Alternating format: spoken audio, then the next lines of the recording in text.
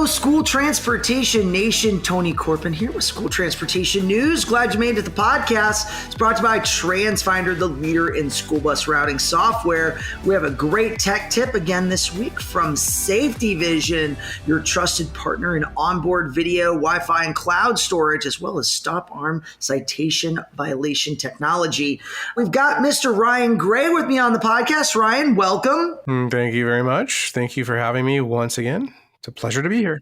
Excellent. And Ryan is going to be talking with Matt Miles, Director of Transportation and now CFO of Metropolitan School District of Lawrence Township. So Ryan, looking forward to that conversation.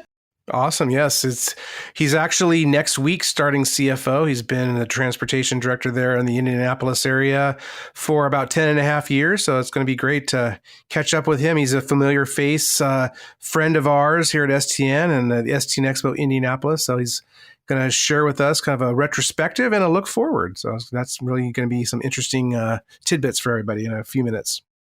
Yeah, excellent. Well, Ryan, let's dive in a little bit to our tech tip from Safety Vision. With 3 decades of commitment to the industry and the winner of the 2022 STN Expo Innovation Choice Awards for Best Hardware category, Safety Vision is your trusted partner for onboard video, Wi-Fi, cloud storage, and stop arm citation solutions. You can learn more about them at safetyvision.com/industries/student-transportation. Don't forget to tell them we sent you as well if you reach out. All right, guys, let's dive into the headlines here. Ryan, Elon Musk, school bus Wi-Fi, what's happening?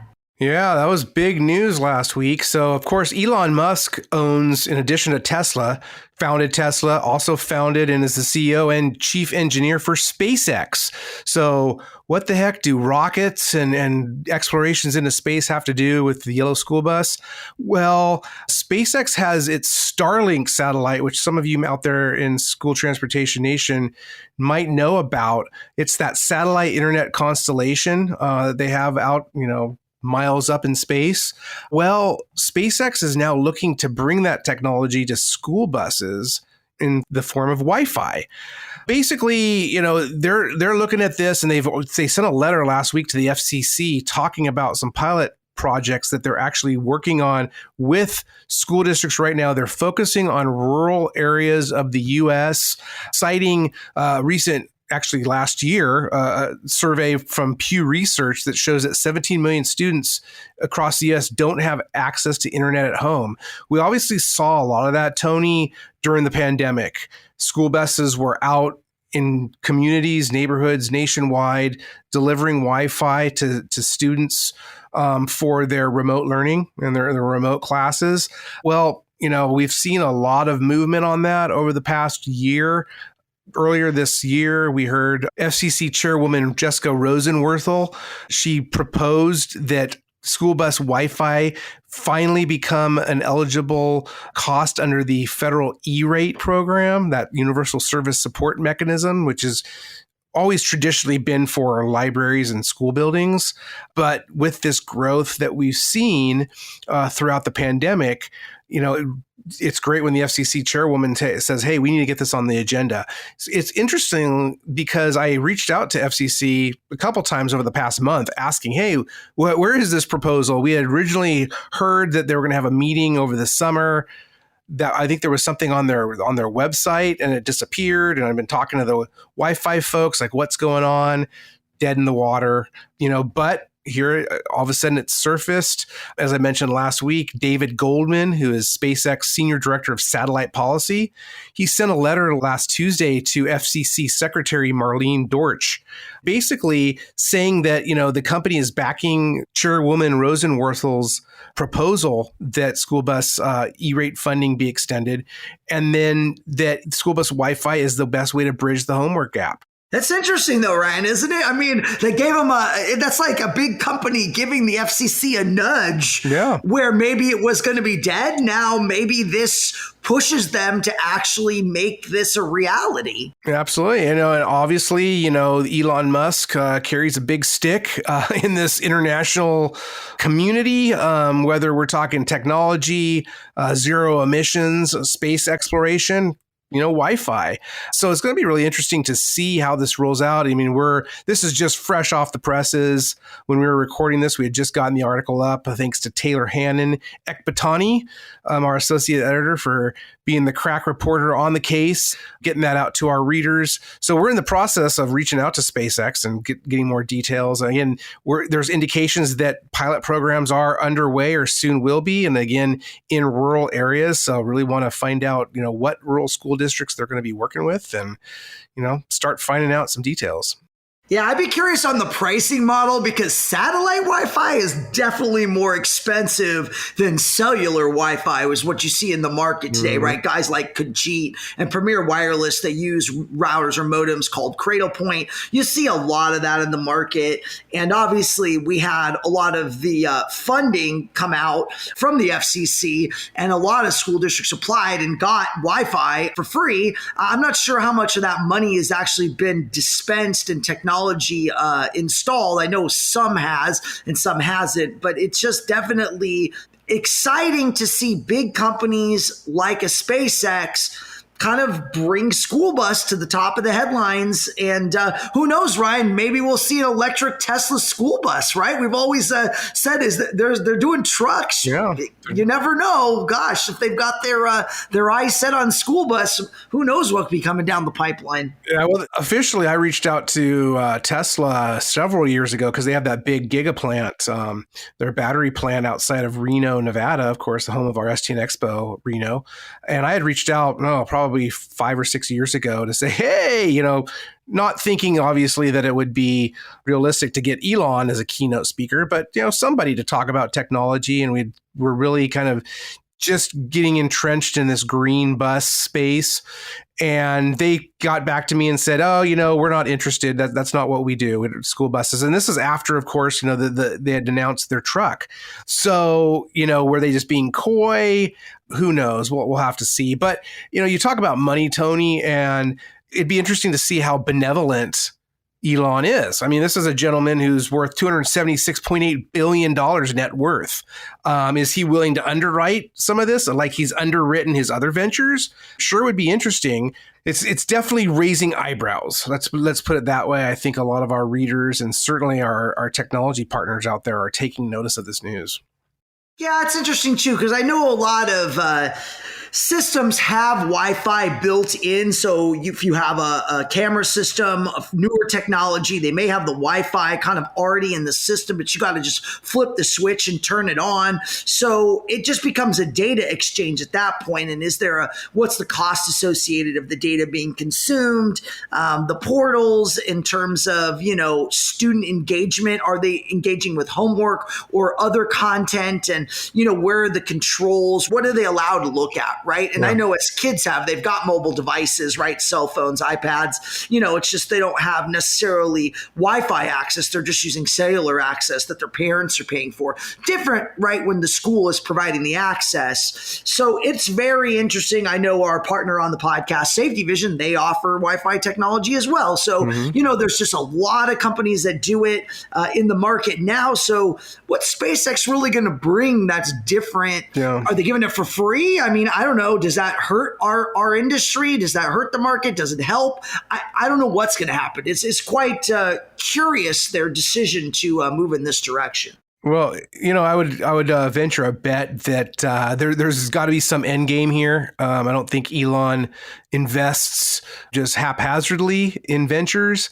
You got to think too beyond the student aspect. Obviously, yes, on its face, we have Wi-Fi. We're talking about bridging the homework gap. That's vitally important. But as we're venturing into this V2X world, the world of smart cities, we had that presentation at STN Expo Reno over the summer from Applied Information on just kind of the tip of the iceberg in terms of this commercial and cellular vehicle to everything, and school buses, how they play into that, and being able to talk to other vehicles on the road to tell them a school bus stop is coming up, to being able to change green lights. We already know that's possible, to speaking with buildings and speaking with the electric grid, speaking with satellites. You think about safety and security, you think of emergency broadcast systems. I mean, it's you start looking at it from that standpoint, might be something more here than simply looking at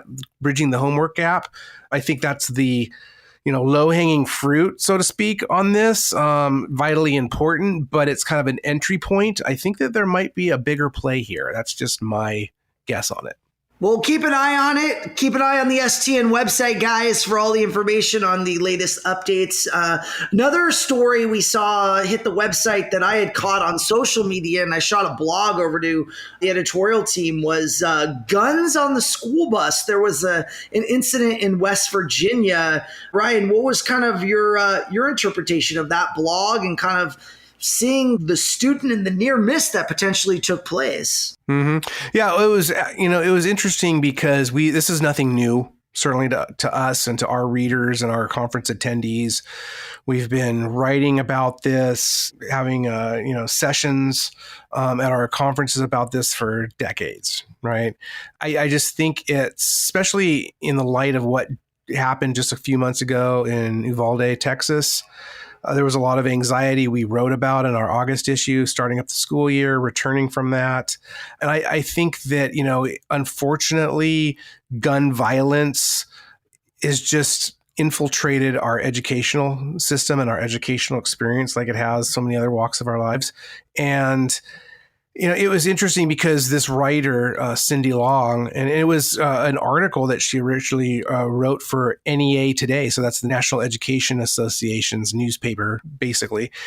And she does a really good job of talking, like you said, about this incident in West Virginia and looking at it from a transportation angle and also looking at it from an education angle. And she interviews a teacher and talks about just kind of how the near miss on this. And it just really illustrates this new landscape that student transporters, educators, administrators, parents, students are now dealing with. So you can check that out at stnonline.com. If you head over to our blog section, it's stnonline.com/blogs. It's Gun on the School Bus, a clear and present danger.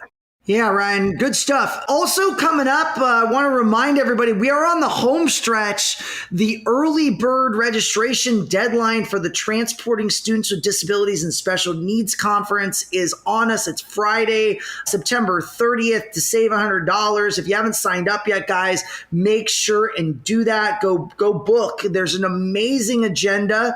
And I happen to have the guy who's putting together the agenda on the podcast with me, so Ryan, can you give them a little flavor? What are some of the new classes? I know we've talked about a few other ones, but you keep adding more and more sessions to this already stacked lineup. Mm-hmm. Yeah. I don't even know where to start. You got to head over to tsdconference.com/agenda to see the latest and greatest. And we're adding new stuff, updating stuff every day, seemingly, Tony. Here we are basically a few days away from that early bird registration deadline, just trying to get information out there to folks to help, motivate them to come.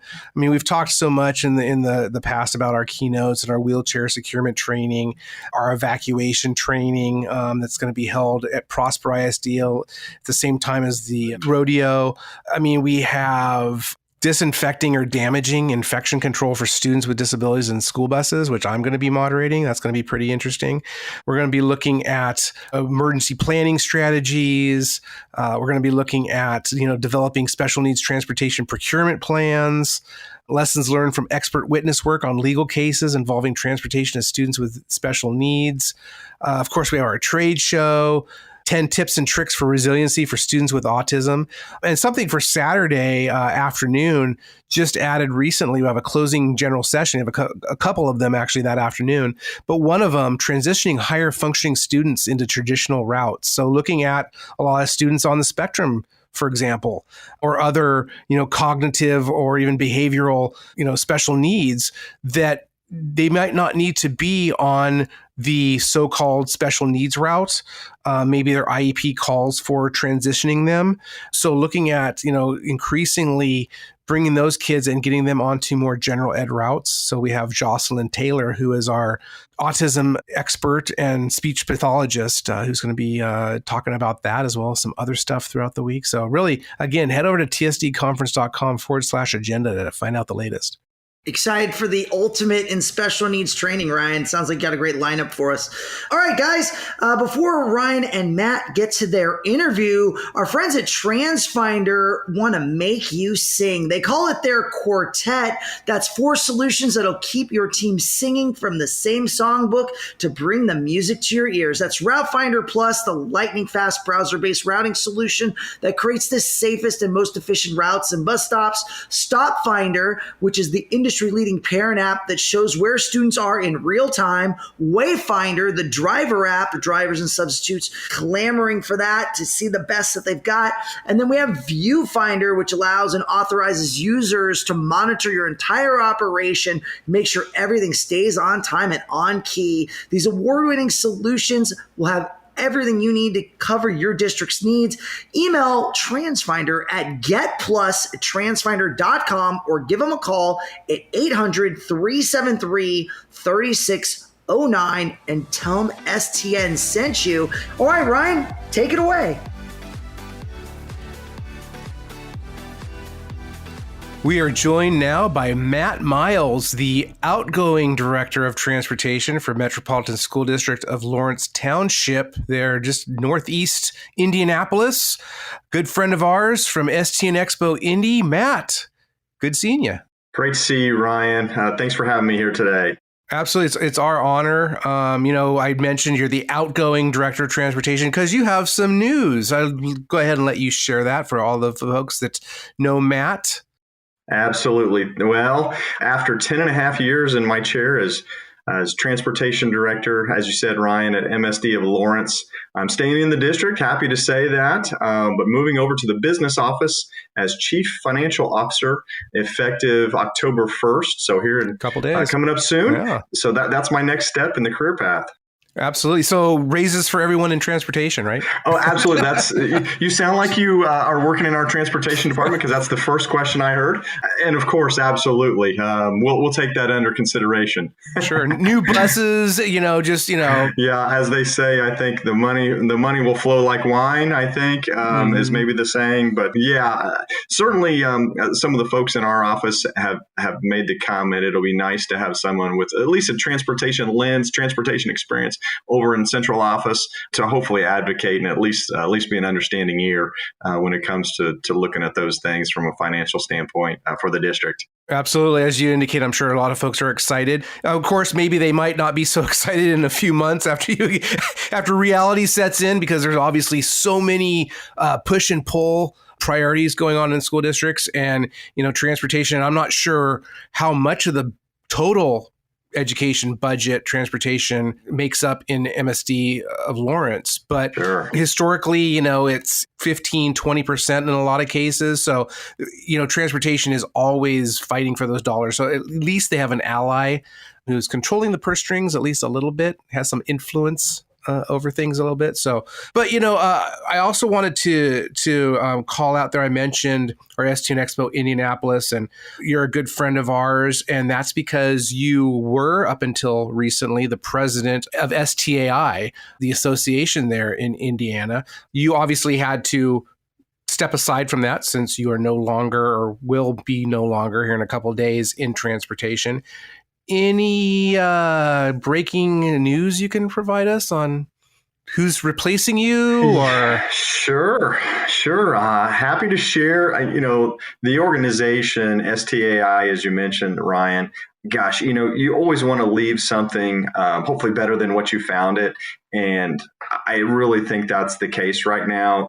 Zach McKinney is the new incoming president of STAI, and actually a neighboring school district to us here in the greater Indianapolis area. He's at the Hamilton Southeastern School, which is a large district here in Indiana. And super, super great guy, very knowledgeable, also comes from, has a background in the school side. He got his administration license in education, was a former teacher, and then came into transportation in the last 6 to 8 years, I want to say. And Zach's going to do a great job. There's the other board is close and works really well together. We've had some continuity there. Nick Myros has been our secretary for many years, and Nick's going to be able to help with that transition. And STAI is in a great place. COVID was difficult on the organization, as it has been on most of us and most organizations. And certainly STN coming to Indianapolis was a huge help, and the timing of that with COVID and different transitions, it was a challenging time for our organization, but we really kind of had to reinvent ourselves over the last 2 to 3 years. The organization now is really poised to kind of relaunch and is in the midst of that. We've got a new networking platform for members to be able to connect with one another, share ideas, pose questions online, back and forth, really have great discussions, chat groups, and that type of thing. We're also launching a new professional development plan, which we're super excited to be able to do. We'll have a combination of online and in-person classes. So the organization will be able to certify transportation professionals in the state of Indiana through that coursework and that certification program. And we're doing that. STAI, I should say, is doing that in conjunction with our business officials organization. So the Indiana ASBO organization is now launching a transportation director track, and we're going to be co-launching that. I may be slipping a little bit of news out ahead of time, so I may have to ask for forgiveness on that, but it is coming soon, and it's going to be, very, very exciting and a great, we think, really just impact the overall education, professionalism, development of transportation professionals in the state of Indiana. And that's really the mission of the organization. So I could talk a lot about this, obviously, because I'm passionate about it. And I'm just really excited for that, where that group is going. And there's a part of me, it's bittersweet. I kind of hate to leave it, but as we move and grow, I guess that's what happens. So they're in good hands, and they're really going to be in good shape moving forward. Well, believe me, Matt, your passion, it doesn't shine through at all. So don't worry about that. Don't worry. But you mentioned business officials, the Indiana Association of School Business Officials. I believe that you are actually on the track to get your CBO certification soon, are you not? I am, and that's been something that I've been doing dual duty on while I've been obviously sitting in that transportation director chair, which kind of led to the conversations about this transportation director track. But I'm in the midst and soon to be finishing up the chief business officer certification through Indiana ASBO, which I'm really excited. It's been about a 2 to 3 year process for me. Also getting my operations director tracked as well. So kind of have the transportation background, have the operations, at least the certification, certainly not sitting in that chair every day, but that's really going to, I think, do good things for me moving forward into the CFO office. And so, and nothing else, it's been great contacts that I've made along the way with other professionals across our state. So when things do come up, hey, you've got resources there at hand to be able to connect with. Absolutely. And do you have a successor named yet for your transportation director chair? Yeah, super happy. Again, kind of mentioned along with STAI, same transition plan is in place at MSD of Lawrence. Reggie White has been assistant director at Lawrence Township for 8 years, a little over 8 years now, has been my right hand in many ways. And now he's going to be able to move into that next seat up, which is great for the department. It's great for our school district and to be able to serve our students. So we'll have continuity there. And I think our drivers are excited about it too. So change is always one of those things that can be difficult and it's uneasy, but we're able to kind of change and still not go in a totally different direction. So we'll soon to be announcing a Reggie's replacement. We're going through that process now as a new assistant director. So that search has been productive, and we had some great candidates. So I'm confident the district's going to make a great selection and choice for his replacement as well. Awesome. Well, congratulations, Reggie. Yes. So you mentioned he was there 8 years, and you were there in the director position 10 and a half years. Yes. So really, like you said, you worked really closely together, and he, obviously learned a lot from you, and I'm sure you learned a lot from him as well.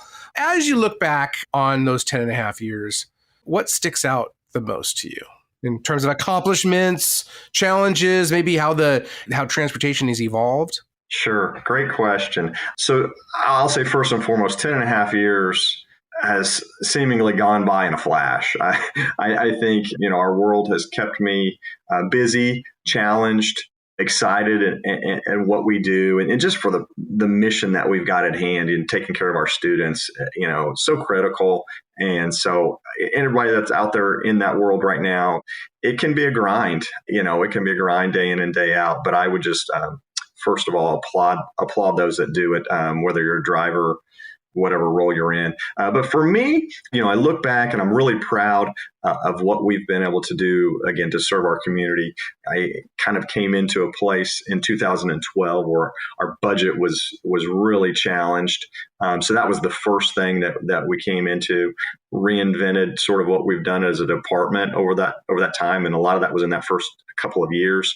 We made some major, routing changes to become more efficient and do so without negatively impacting our staff or, any kind of layoffs or pay cuts or anything like that. We're actually able to offer pay raises every year, which we were really, really happy to be able to do. So that really is probably, one of the big accomplishments that I'm proud of. And certainly, just the people that we've been able to bring in, the relationships that we've been able to make both internally and with our community, with the students, has really been, powerful and is something that I'm proud of. But and then there's the challenges. And I think the challenges that we are all facing continues to be that driver staffing piece that's just really difficult. And I think we all have to kind of bind together in a lot of ways to see, what can we do to work on that. And now that's going to transition into not only drivers, but, other district staff, our teachers, our support staff in the buildings and other places. And I think for a while there, it felt like transportation was maybe out there. We were the only ones fighting that battle. It seemed like, hey, we were looking for drivers. Shoot, now every business that you come across down the street has got a now hiring sign out. And everyone's kind of in that mode. So that's just an interesting time, I think, that we're at in our nation. And certainly as it relates to transportation, it's so critical because of what we do. So, a lot of fond memories, and I'm certainly thankful for what I've been able to learn and take with me. No, so probably about, you probably weren't too far into your tenure when I came out and visited you. I don't know if you remember, that was probably 7 or 8 years ago, right, or maybe longer. Sure. You were one of the districts there in Indiana that voluntarily added lap shoulder belts. Sure what, yeah. And, got to see your fleet. Absolutely. And some of your in-house charter buses. And so really great operation you got going there. Thank you. As you look forward now, and you said next week you start as CFO, what opportunities await, kind of, piggybacking on that conversation, like with the driver shortage, but there's so much more, right? We just saw last week the Fed raise interest rates, 0.75%. I mean, I think it's up over, it was nearly 4.5% now. Mm. What kind of impact do you see that as a CFO having on transportation, again, as you're balancing the needs across the district? Absolutely. I think things, when I look back and look forward at kind of at the same time, I think we've seen that our world changes just more rapidly, even today, even than what we did, even 10 years ago from a technology standpoint. And it seems like school districts traditionally are kind of slow to adjust and slow to make those changes, and transportation being part of that. School transportation has been around, for a long, long time. But the technologies that have come on board, and I'll talk about one that we've used from an alternative fuel standpoint, we've started transitioning a big percentage of our fleet over to propane. So that impacts everything touches finance in a way, because everything that we do involves money, obviously. We're spending money or saving money or whatever it may be. But from that standpoint, when we're buying buses, certainly it's impacted the cost of the bus, but we think the total cost of ownership is a big thing that we try to look at Lawrence. Also, that comes back to staffing and what has that done, with being able to staff and maintain buses. And from a garage standpoint, we felt like, hey, that's a change that we can look at making to attract more mechanics and get a bigger pool there. And as it relates to interest rates and other things, I think, one of the things that we've really seen at Lawrence is, again, go back to the fuel piece, is our fuel prices. We started seeing that climb certainly very steeply earlier in the calendar year, and has had a major impact on our budget. bringing it right to our doorstep when we had locked in fuel up through May last year. And then when, of course, that contract ran out, we're looking at almost double fuel price every time we took in a load of fuel. So, how does that affect our budget? And then how do we adjust for that? What can we do? That was probably our first challenge.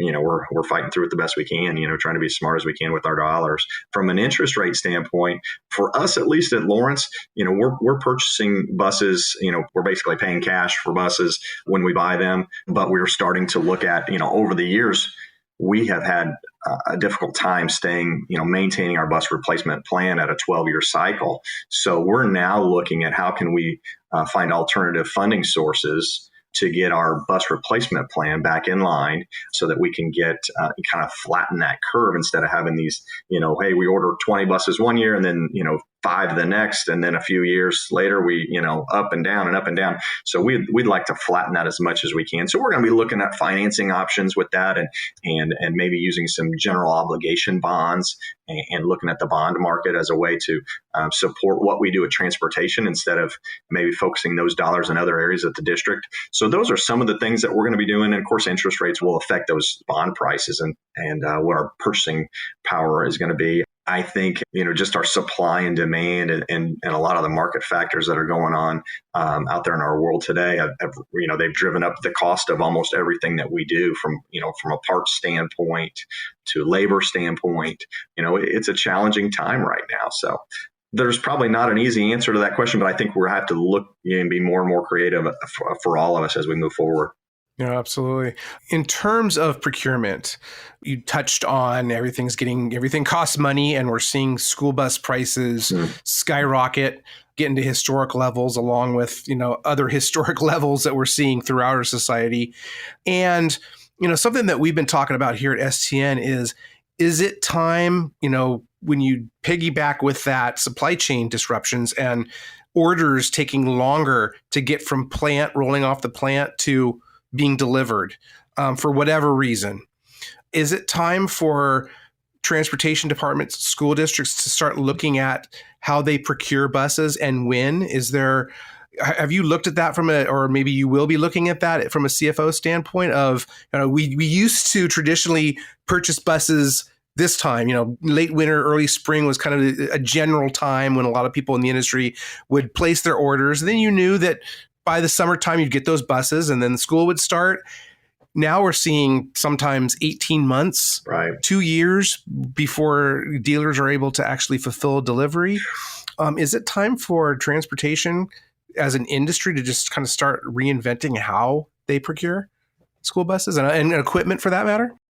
I think, Ryan, that's a great question. And I think a short answer I'd say is yes. I think we have to look at those partnerships that we have with our dealers, with our manufacturers. We're getting ready to take delivery at Lawrence on the next round of buses that we purchased about 12 months ago.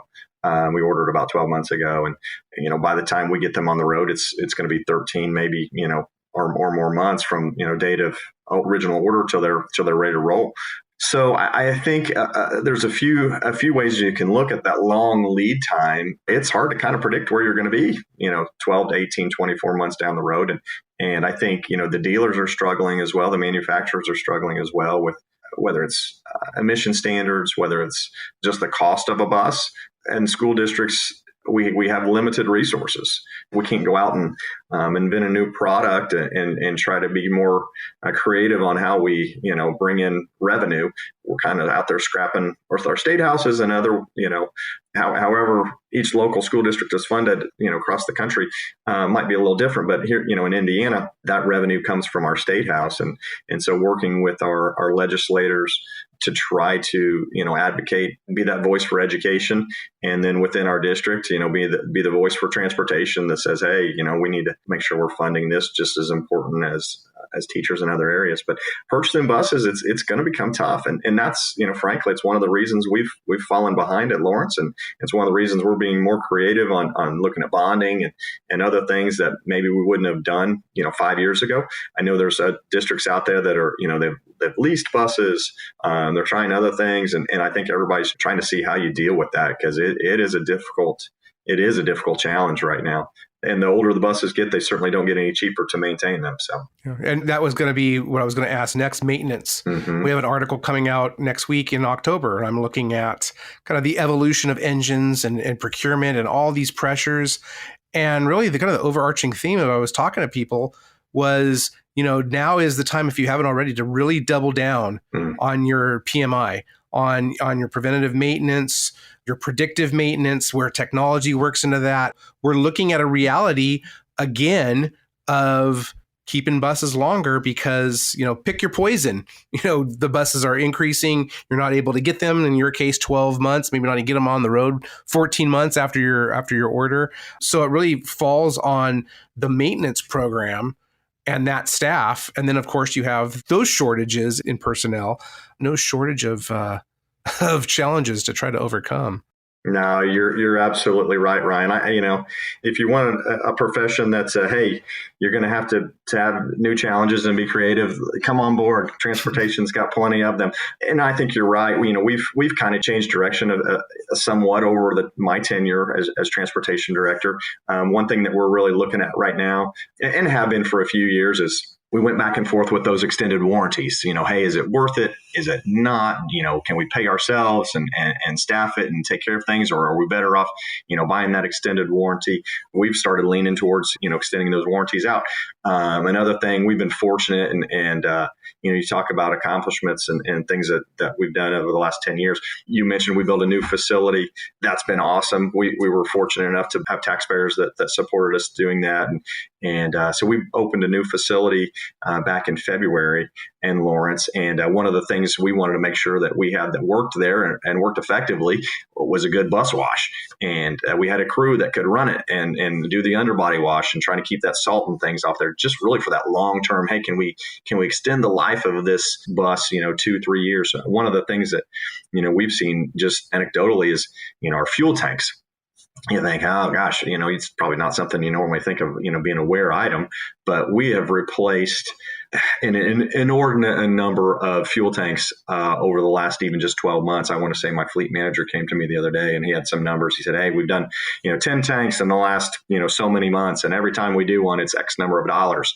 And so we think, gosh, if we can only extend those, another year or two to get us through the life of the bus, there's real dollars there. So we're looking at those kinds of options. Again, our new facility, we've got more space there. So we've hired another technician to keep in-house just to try to minimize. Obviously, we can pay our own folks on site less than what we can pay a contractor if we have to send it out to a shop outside. And so I think you just have to look at your options that you've got and just see how you can make the most of them. And it might be a different answer for everyone. But yeah, I think people are going to be keeping buses longer for all of those reasons.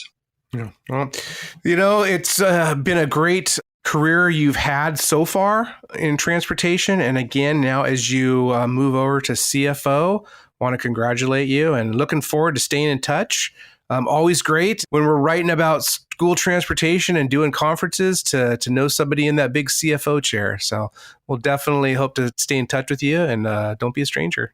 I look forward to it, Ryan. Thank you. And I want to say a big shout out to STN for all that you've done, not only for me, but, for everyone in the state of Indiana and really across our country in the industry. You guys are a great resource and keep up the good work.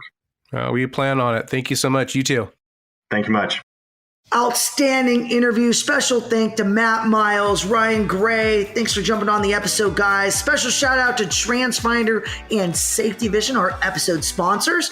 Don't forget everything you need, stnonline.com for the latest and greatest. Keep an eye on all those breaking news stories we've got for you, blogs, everything you need. Also that tsdconference.com. Take advantage of our early bird registration. It ends Friday, guys. Can't wait any longer. Save $100. Get registered today. Also, don't forget, share the podcast. Get the word out. Apple Podcasts, Spotify. We are everywhere you want to listen to pods. Share it on social media. We love you, nation. We'll see you next week.